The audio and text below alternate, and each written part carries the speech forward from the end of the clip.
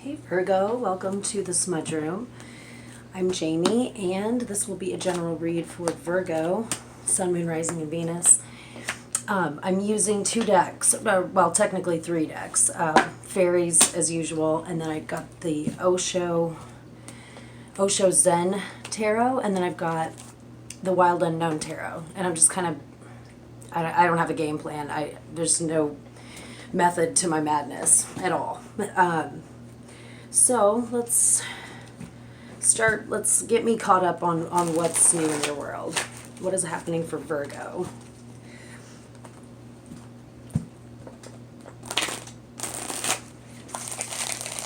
Okay.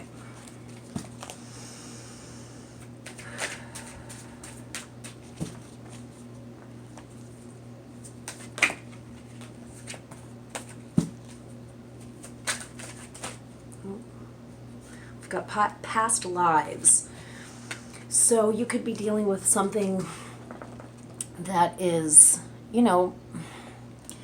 resolving something from a past life. We have karmic ties to individuals, meaning that we, if we don't make something right or get something right in the first life, or we have many lives, I believe, but in a previous life, then we'll come back into the next one, with the same set of problems. We're in different form. It could mean that you, like, let's say, for example, in your past life, you were in this life switched to try to resolve that thing or learn that lesson. So pay right now to, what are you struggling with?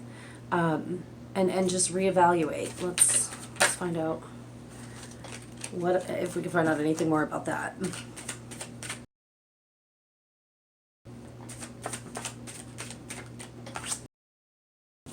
Okay, we've got the Son of Wands in reverse, which is like the Knight of Wands, basically. First, well, is about action. This is a man of action. No, not gender specific, but like it's a card about adventure. So in reverse, this makes me think that there's no action, no steps are being taken to resolution.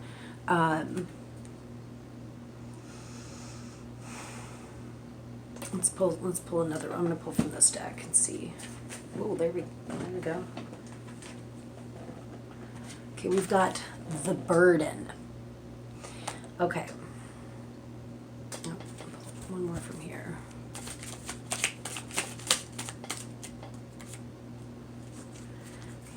And okay, we've got the Chariot in reverse. The Chariot is about movement. It's all about action. In reverse, this is a card. Well, in the upright, it's about being able to harness two opposing forces and still moving forward. So there's no. You're stuck. You're stuck right now, and burdened by being stuck. Okay. You just don't know what to do next. Like it feels like you don't know what the next best thing to do is. Okay, we've got the Five of Cups in reverse, and we also have the Six of Pentacles in the upright. You're coming to a place of acceptance with this matter. And you're grateful for maybe not quite yet, but you will be grateful for whatever this is, this experience in the long run.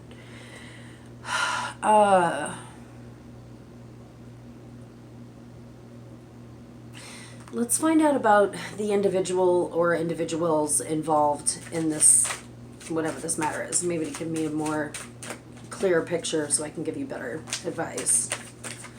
The other party here.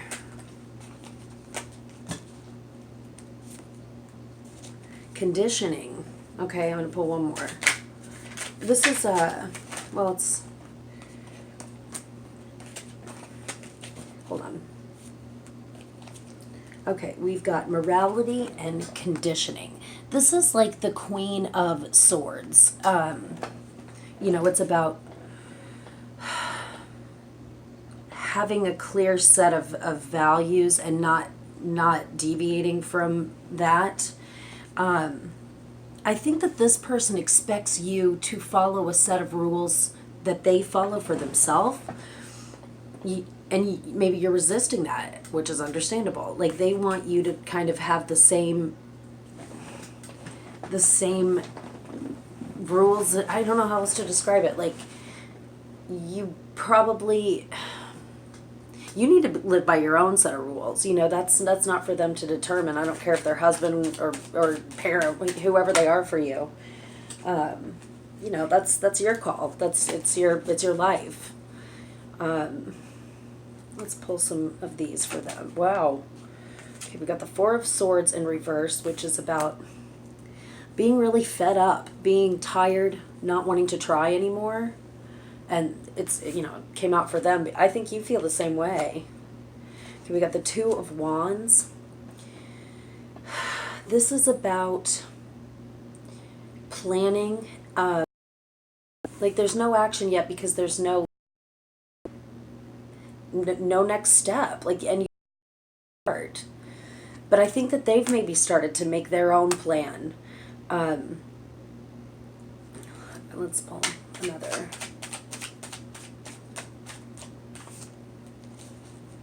Okay, we've got the Wheel of Fortune in reverse. I don't really read this card in reverse because I feel as though the wheel is about life's ups and downs. So, you know, it could mean that it's the beginning of a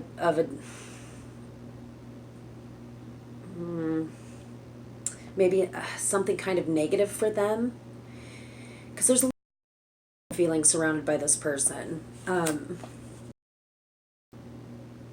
I feel like they're going to make a decision that is not going to be necessarily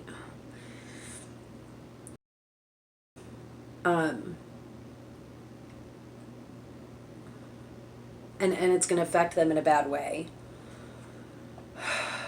I'm going to pull one of these for them.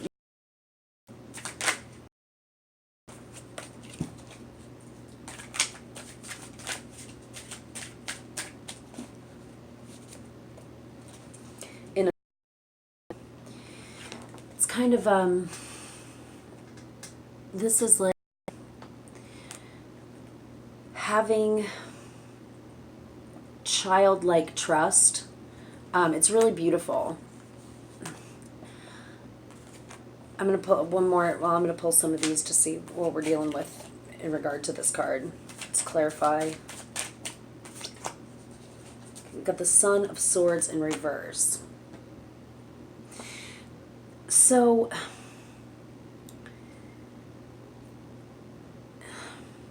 I feel as though they are not willing to see this any other way. They're holding you back in a very, very real way. I think what they are is trust that this can be controlled, because this is very controlled. This is being very controlled and controlling. And what they're not able to harness this just like state of just being and just letting go of some of those issues, those control issues. And I think that they would find bliss if they could just learn to do that. But let's get back to you. What is in store for you here? Okay, we've got ordinariness. Now, this is not about, this doesn't mean that you were ordinary. It means more like being content with who you are, being content with what you've got, being grateful for what you've got. And you are. You don't need to change for this person. In fact, if you tried to, it's not going to work. You know, that has to be, and that's a personal choice. So, and I just feel so much pressure from this individual. And I don't know who this is. It maybe isn't romantic. In fact, it kind of feels like it's not. It almost feels like a family member or but it could be. It could be a romantic relationship. But you're happy with where you're at. Like you don't feel the need to do some sort of like drastic, strict, like rigid thing. Like they're wanting you to conform in some kind of way, and it doesn't feel right to me. I don't know. I don't know what the deal is, but politics. Okay. If you were to change, look, this is a mask. This is about deception behind the mask. This is, the masks we wear for other people. And if you were going to go along with this, you wouldn't yourself or that. This is like holding a mask over someone's is crooked. It's about crooked politician mentality, which I don't think that's any way to really live. It's not living. That's being, that's a facade. That is a facade. Let's get to advice for you. Okay, we've got the Daughter of Wands, which is about being kind of creative, like true to yourself, and inspired. And then we've got the Eight of Pentacles and the Two of Swords in the upright. The Two of Swords is about being at a crossroads, and you certainly are. And this, this is the second two we've got. Like, this is a partnership in some kind of way. I mean, so, and then the Eight of Pentacles is about personal, kind of working on things on your own. And it might be time to do that. It might be time to just break away. This feels like a very, almost, or at least you've been really agreeable. You've been really agreeable up until now, and it's starting to feel as though you're needing to break away from some of this. Let's.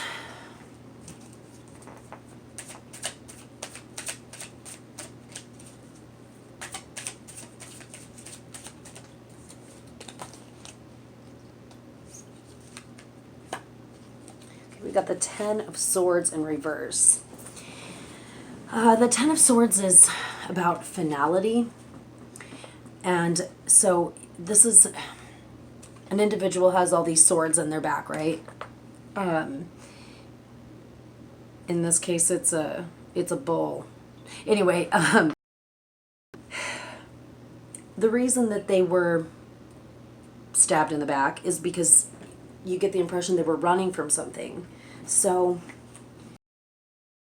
in the upright, this is about running from our fears, and in reverse, this is about facing them.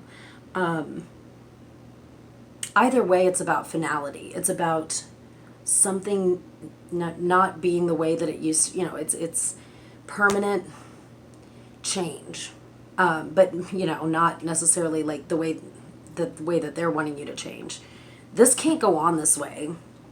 I mean, it can, but you're going to lose sight of who you are, and you're not going to be happy.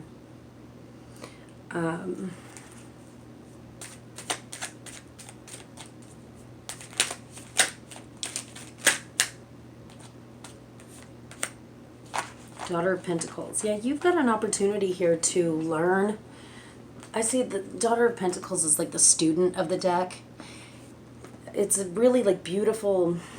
You've got a beautiful chance here to discover who you are, like on a whole new level, and get in touch with your higher self. I'm gonna pull one more from the Osho Zen Tarot, and here, well, no, that's two. Totality, yeah. This is more about like you're not gonna find completion here with this person. You're going to become complete when you get a better understanding of who you are, and you're going to understand what it is that you want once you're free of this control. And I can't say this. I feel as though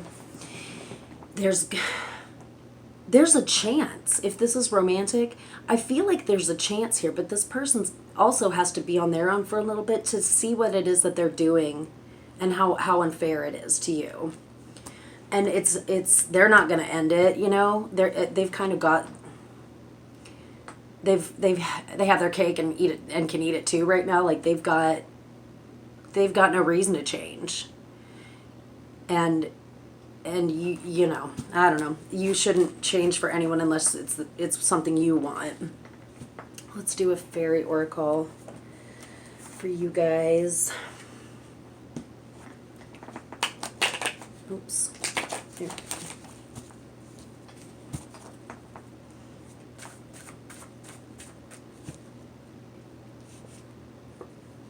Okay, we've got the gland coner, I think is how you pronounce it. It's 62. It came out in reverse.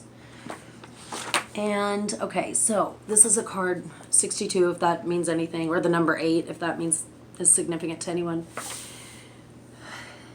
This is a card about illusion, delusion, lust, projection, and clear sight. In reversed, someone is pretending, oh wow, someone is pretending to be other than they actually are. They may even believe, or at least want to believe, their own deceit, but probably not.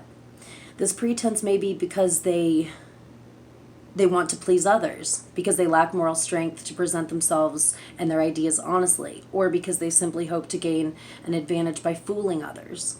Sometimes people fool themselves into thinking that they are better than others, and it is therefore all right for them to deceive.